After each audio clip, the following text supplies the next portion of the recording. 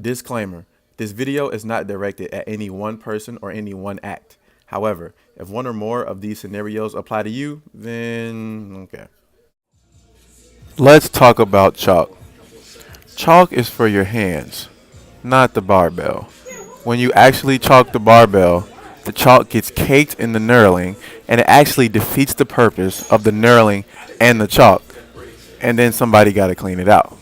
So again, for your hands, not the barbell.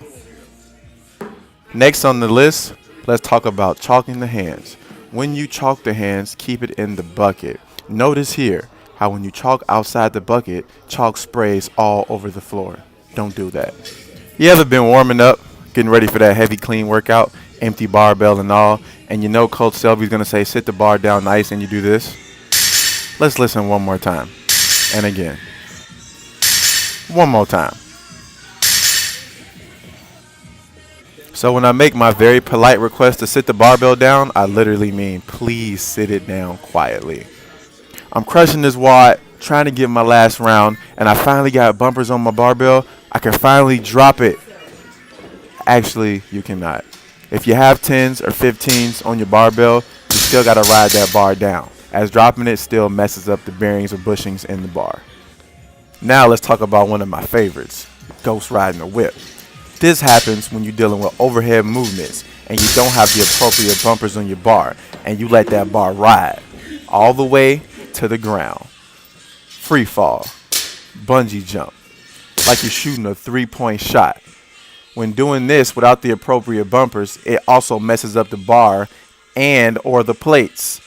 Not to mention that your bar might skip across the gym and shin or hit your friend in the knee across the room that's also trying to get some extra reps. So when dealing with these weights and the barbells overhead, go ahead and ride that thing down. Don't ghost ride the whip. Shout out Wu-Tang. Throw some clips on that thing so that when you're doing your lateral lunges and you really getting deep into them glutes, hitting all 8 on the left and all 8 on the right, you don't have no bumper slide off the barbell, hit your sprain in the neck type situation. Very unhealthy, very unsafe, and just not how we roll. Now, let's touch on ghost riding the whip one last time. Coach Selby, I finally got them 25s on my bar. I can let them ride, right? Wrong. You're in the 5 p.m. class. We got 22 people. We doing strict press and burpees. And when you throw that bar across the room, it's going to hit your best friend where it hurts, and we don't want that. Now, this is probably the most common situation. When stripping weight off the bar, don't just slide that weight all reckless where the bar crashes into the floor. Besides, look how terrified Coach Bacon is. You came to that 5 p.m. class. Workout got a whole lot of equipment. Let me break it to you nicely. Everything doesn't need to be right next to everything. Maybe your barbell won't be right under the pull-up rig, right next to the wall you're doing handstand push-ups on, right in front of the wall ball target, right next to your chalk bucket. We got a lot of people in class most of the time, and that means that you might have to take a little stroll to your next situation. And if taking a little stroll to your next situation gives you a little bit more rest, that makes those reps a little bit more crispy, then I think everybody's winning, if you see what I mean. And just so you don't think I was blowing a whole bunch of smoke, this was one of our nice, pretty barbells that unfortunately did not make it.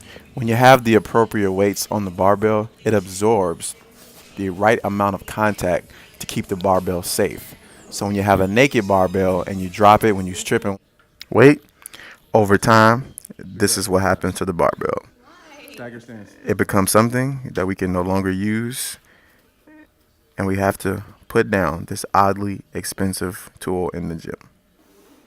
Thanks for listening. If you made it this far, please note, first of all, this is a smoke-free zone. I ain't throwing smoke and ain't looking for none in return. Just pointing out facts that can help newbies and veterans in the gym deal with the equipment better.